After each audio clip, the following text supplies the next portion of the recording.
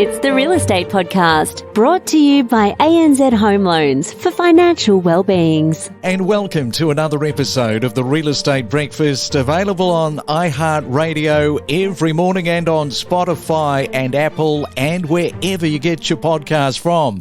Well, it's a Friday morning. The week has come and gone. It is the 28th day for October. After today, just 3 more days and we are into November. Well, the Federal Treasurer Jim Chalmers handed out the 2022 budget.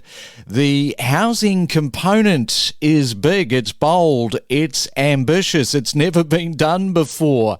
To build 1 million new homes over 5 years from 2024. Rich Harvey, what did you think? Yeah, well, look, a very ambitious policy, very light on detail. I mean, Australia typically builds between about 160 to 80,000 dwellings a year anyway. So they're really just bumping up that target by around 40 to 20,000 dwellings a year. But I've got to say, how are they going to build them? We need more electricians. We need more tradies. We just don't have enough people to actually physically build the properties. And secondly, the other major issue is the availability of land that's now titled or appropriately zoned to build all of these houses. So, look, I think it's a fantastic idea, but the execution and also the tax incentives, like they're talking about build to rent and getting superannuation funds and other institutional investors involved in rental accommodation. There's very light detail at this point as to how they will actually incentivize those other capital partners to bring about those new homes. So great idea, but let's see some more detail. We talk with leading property commentators with analysis, predictions, forecasts, and what's trending every morning from 6:30. It's the Main Centre Forecast with PRD, selling smarter every day. All right, let's have a look at your weather on this Friday morning. And first we go to Sydney. Good morning to you. Expecting a beautifully fine day, a high of 27. The complete opposite in Melbourne, expecting some showers and just 14 degrees. Brisbane expecting sunny blue skies with 32 degrees. And in Perth today, expecting partly cloudy skies, should be mainly dry and a high of 27. If you're celebrating your birthday on this 28th day for October, you are sharing your birthday with Bill Gates. He is turning 66. Julia Roberts, she is turning 54. And Joaquin Phoenix, he is turning 47 years young today. So happy birthday if today is the day. It's your weekday real estate breakfast with news, interviews and predictions every morning on the Real Estate Podcast. Well, when you're buying property, wherever it might be, primarily you're dealing with finance, economics and personal goals. But above all, it's a relationships game. When you break it down, the process, it's about someone wanting to sell a home and somebody wanting to buy one. And the trick is getting them together, and the people delivering those connections are selling agents and buyers advocates. So the selling agents are on the vendor's side. There is also a relationship built on bonding with the vendor who wants the best possible price and terms from their sale. Unfortunately, selling agents are often incorrectly perceived by the wider public as untrustworthy. So what's the best approach to take with sales agents? Let's Talk Property, a podcast series with Rich Harvey. So, Rich, why do you think selling agents have received such a poor reputation and negative rap on this one? Great question. Look, so many decades ago, Craig, agents were just absolutely distrusted. They were poorly trained and they came across unprofessionally.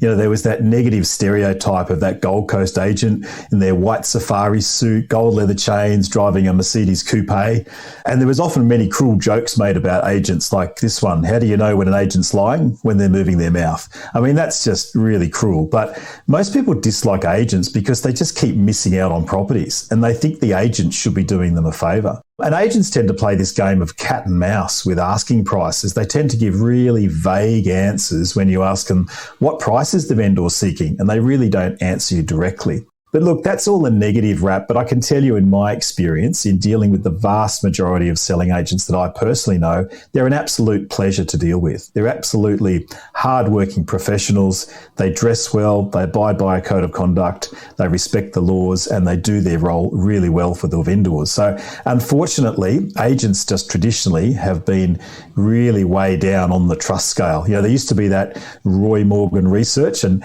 unfortunately real estate agents and car salesmen tend to be right at the bottom of their list. But unfortunately, I don't think that's true. And let's have a look at relatability. How have you observed the typical buyer relating to the agent? Yeah, look, most buyers, again, because of that distrust, they treat the agents like dirt, and it's terrible. They just treat them appallingly.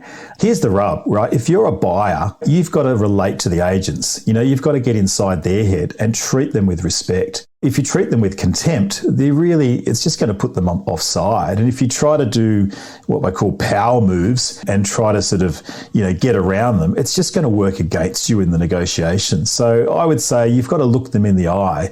You've got to return their call. You've got to respond to their emails.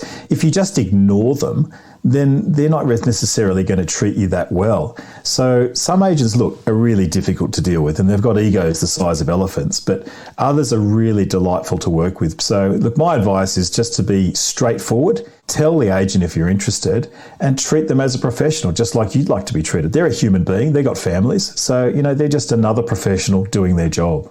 And Rich, perhaps for the listeners, let's step through the legal obligations of the selling agent and the buyer's agent. Yeah, Craig, the selling agent, they're bound by a very strict set of laws, and each set of laws in each state of Australia is slightly different. There's some variations, but the main principles are the same. And that's the principle of what we call fiduciary duty. It's a big word, but it simply means that the agent must act in the best interests of the person they're representing. So for the selling agent, they've got to act in the best interest of the vendor and obtain the highest price and the best terms possible for their owner.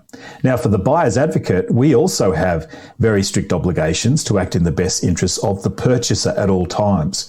So this means that we've got to keep them informed of our research. We've got to keep them informed of how we're going with our negotiations. And it might mean we are not allowed to disclose the buyer's identity or specific facts around how much they're willing to pay for a property until it comes time to bid at auction or do that negotiation. The other key thing, Craig, around obligations in the law is that the buying agent and the selling agent cannot engage in any what's called collusive behaviour or undue influences on the other party. And the other thing is the sharing of commissions. So a selling agent gets their fee from the vendor, the buying agent gets their fee from the purchaser. You're not allowed to get fees from the other side or other party in the same transaction. So in simplistic terms, Craig, the agents have to act honestly and professionally at all times, and there's very detailed schedules in the regulations that outline those expectations. Yes, and you've definitely got to watch the collusion, that is for sure. So how should buyers approach an agent if they are really wanting to buy? I've learned plenty of tips and tactics along the way, Craig, but simply be respectful and be polite. When you're negotiating with someone, there's a lot of communication, and you've really got to just understand where they're coming from and also put your point forward. If you're aggressive and rude, you're just going to go to the back of the queue. It's not going to do you any favours. Agents want to deal with people that treat them fairly and respectfully. You've got to be honest and open. You've really got to be honest and open and be clear about your intentions. If you're genuinely interested, tell the agent, yeah, look, I like this property. I think I'll come back. I don't have an offer to make yet, but I'm going to come back to you and I think it could work. I've got to do my numbers, but I'll let you know. When I go through open houses, I ring the agents ring me or I ring them back and say, hey, thanks, but it doesn't suit. I want a better one. But also don't give away too much information. I coach my clients to say to them, hey, if you really like this one, tell me in the car that you really like it, but don't be all gushy about it when you're actually at the inspection. And the other thing is deliver on your promises. Like if you make an appointment to be with an agent, turn up on time, respect their time. The last thing you want to do is say, hey, to an agent, I'm going to meet you at 10 o'clock, and then you don't even bother to turn up. So don't devalue their time or efforts, just as you wouldn't want anyone to waste your time or efforts either. Yeah, no, some good points there. And what expectation should people have around sales agents? Well, simply, Craig, don't have unreasonable expectations. Most selling agents don't really have much of a day off. They're often exchanging contracts on Sundays as well and Mondays. They try to have a day off, but you've got to respect their time. I mean, they think agents should just be on 24/7. Look, some agents quote that, hey, we're working 24/7, but I've never had an agent call me back at 2 a.m. So I think it's just being about reasonable and fair. And look, treat others how you'd like to be treated. You know, in negotiations, you've got to play the ball, not the player.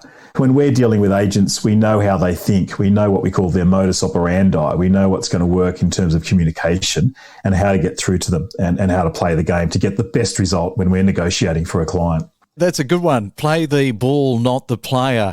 And for our listeners, perhaps explain 101 style how sales agents typically approach the negotiation process. Well, agents, they think they've got the upper hand. They expect simply to get the highest price, if not a record price, and they can plaster it all over social media. You know, at the moment, we're not in a buyer's market completely and we're not in a seller's market. We're in a more of a balanced transitional market. A selling agent, Craig, should approach the negotiation having provided their owner with a detailed market analysis showing properties that are similar to the vendor's property and what sort of range they're likely to get in terms of a price. And one of the tricks of the trade that the agents will use is to create this sense of urgency. They're trying to create competition amongst all of the buyers. So it's critical that buyers understand how this operates and how they approach that negotiation process. Like when I'm putting in an offer, an agent will say, oh, Rich, thanks, but look, we've had interest higher than that. And I'll say, well, Mr. Agent, what do you mean higher interest? Have you had an offer? Oh, no, we've just had someone that's indicated they think they'll pay more. And I say, well, thank you, but you let me know once they've actually given you a higher offer. Listen to the language and how they're talking. Look, in most high demand areas, Craig, properties are put up for auction, whereas in areas with lower demand or moderate demand, there's often a private treaty campaign.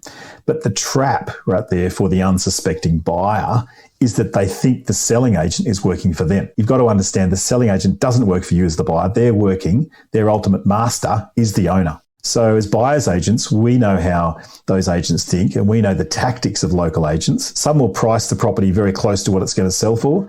Some will underquote it, some will overquote it. But we provide that really insightful market intelligence and just little nuances that we can pick up because we're buying from these agents every day of the week, whereas most buyers are only doing it once every 10 years. Treat the negotiations respectfully, treat the agent respectfully, and you should get the outcome you're looking for. All right, well, we'll leave it there. Rich Harvey, once again, lots of information. Enjoy the last Friday of October. We'll meet back in November next week. All right, see you next month, Craig. Thank you. We connect you to the best real estate information across Australia. The Real Estate Podcast.